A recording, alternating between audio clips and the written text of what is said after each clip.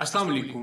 आज मैं बात करूंगा क्या हम लोग सही तरीके से पानी पीते हैं या गलत तरीके से।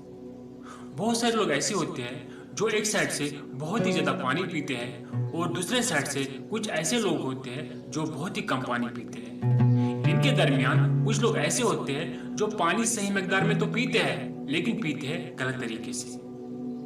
आज यही जानने की कोशिश करेंगे कि हमें पानी कैसे पीना चाहिए।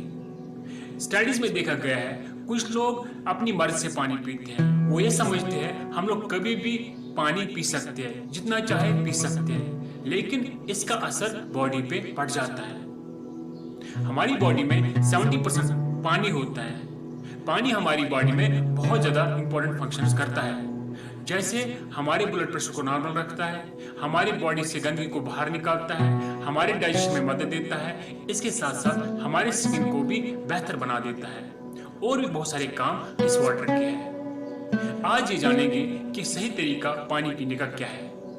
पहली चीज ये है कि जब भी हम लोग पानी पिएंगे हमेशा हमें नीम गर्म पानी पीना चाहिए, क्योंकि नीम गर्म पानी आसानी के साथ हमारे टिश्यूज में जज़ब हो जाता है।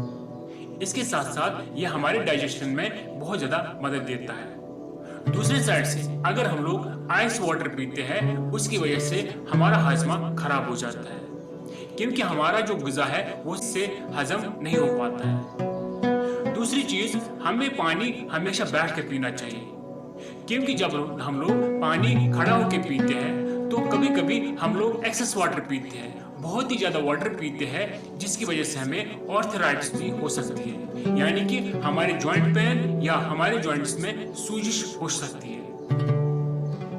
इसके साथ साथ तीसरी चीज जो है वो है हमें हमेशा पानी घूंट छोटी छोटी घूंट में पीना चाहिए, यानी कि एक ही टाइम पे बहुत ज्यादा पानी नहीं पीना चाहिए, जिसकी वजह से हमारे गुर्दे भी खराब हो सकते हैं। जब हम लोग छोटे छोटे बूंद में पानी पीते हैं तो हमारे गुर्दे आसानी के साथ उस पर काम कर पाते हैं। इसके साथ साथ हमारी बॉडी न्यूट्रिएंट्स और मिनरल्स पे भी सही से काम कर पाती है।